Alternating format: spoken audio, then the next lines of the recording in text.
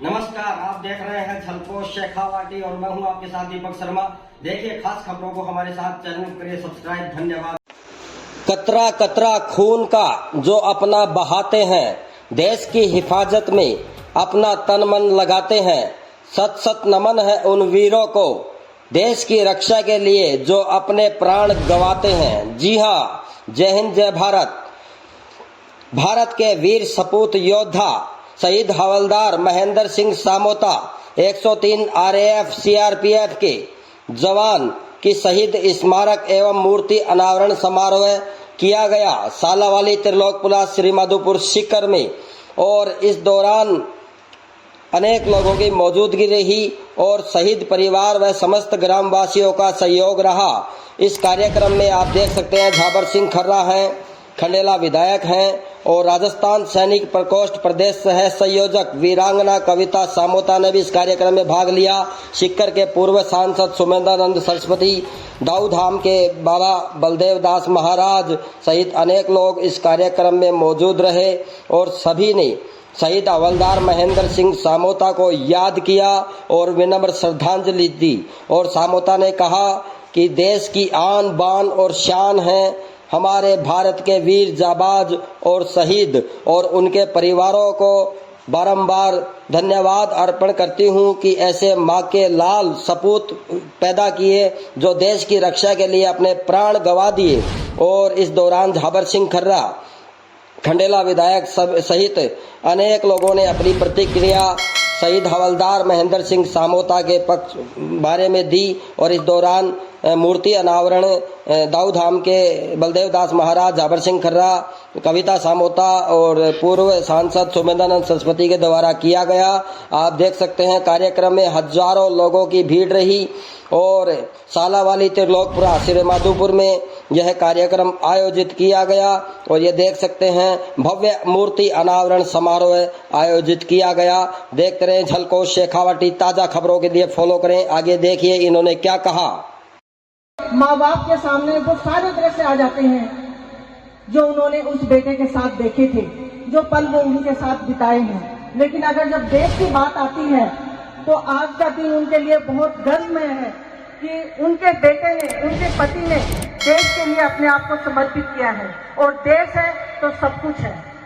यहाँ पे बैठे सभी प्रबुद्ध जनों से मैं एक निवेदन करना चाहूंगी कि भाई महेंद्र जी ने अपने बच्चों के लिए, अपने माँ बाप के लिए या अपनी पत्नी के लिए अपने आप को समर्पित नहीं किया है। उन्होंने देश के लिए, भारत माता के लिए और हमारे लिए अपने आप को समर्पित किया है। तो हमारा सबका ये कर्तव्य बनता है कि हम उस परिवार को हमेशा संबल दें और उसके दुख सुख में हमेशा सहभागी बने।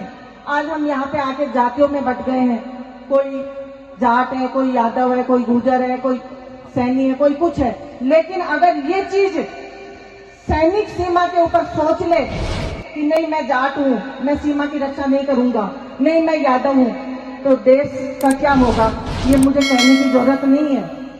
यहाँ पे आके हम सब जातियों में बट गए हैं, लेकिन सैनिक सैनिक होता है। यहाँ पे बैठे मैं सैनिक भाइयों से भी कहना चाहूँ, सैनिक सैनिक होता है और अंतिम समय तक वो सैनिक ही कहलाएगा, चाहे वो किसी भी जाति का हो। लेकिन जब अंतिम संस्कार भी होता है तो यही कहा जाता है कि एक सैनिक था, तो उसकी कोई जाति नहीं होती है। इसलिए हमेशा सैनिक अपने देश के लिए और अपने आप को हमेशा तैयार रखता है। अभी पिछले दिनों एक ऑपरेशन सिंदूर चला था और उसमें हमने दुश्मन को घर में घुसकर मारा था। ये तो हमारा सिद्धांत है कि हमने दुश्मन को घर में घुस के मारा। क्यों? क्योंकि ये तो सदियों से, सनातन से चली आ रही हमारे ये सिद्धांत है। पहले हम अगले को मौका देते हैं, समझाते हैं, और नहीं मानता है तो घर में घुस के ही मारते हैं। और उसका एक छोटा सा उदाहरण देना चाहूंगी कि रावण ने जब माता सीता का अपहरण करके अपने लंका में ले गए थे तो हनुमान जी ने, जामवंत ने हनुमान जी को उनका बल याद दिलाया था और हनुमान जी ने लंका समुद्र लांघ के लंका जाकर के और लंका में आग लगाई थी, घर में घुस के मारा था। ये है हमारा शुरू का सिद्धांत, ये आज का नहीं है, हम शुरू से ये है। और आज जो ये चारों तरफ एक दूसरे देश एक दूसरे के ऊपर आक्रमण कर रहे हैं अपना आधिपत्य जमाने के लिए। हमारा शुरू से सिद्धांत ये रहा है, हमने लंका के ऊपर विजय, भगवान श्री राम ने लंका के ऊपर विजय प्राप्त करी, लेकिन कभी भी उसके ऊपर अपना आधिपत्य नहीं जमाया। क्यों? क्योंकि वो जियो हम जियो और जीने दे के सिद्धांत के ऊपर हमेशा चलते हैं। शहीद परिवार को, यहाँ पे बैठे सभी को मैं कहना चाहूंगी, उसको हमेशा संभल दो। और अभी थोड़ी देर पहले बातें चल रही थी संस्कारों के ऊपर।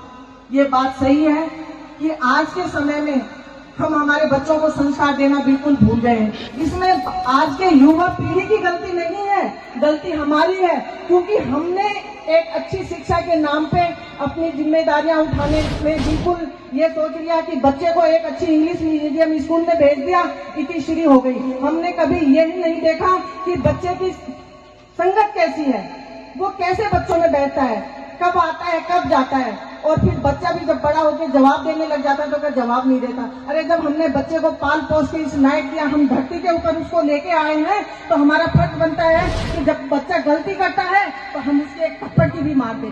और एक किस्सा आपने सुना होगा कि एक डाकू हुआ था और शुरू में वो जब एक घर में पेंसिल लेके आया तो उसकी माँ ने कहा था बेटा बहुत अच्छा। उसने माँ को कहा माँ मैं पेंसिल चुरा के लाया हूँ। माँ ने कहा बहुत अच्छा बेटा रख दे। दूसरे दिन वो पेन लाया, तीसरे दिन और चीज लाया और वो नामी डाकू बन गया।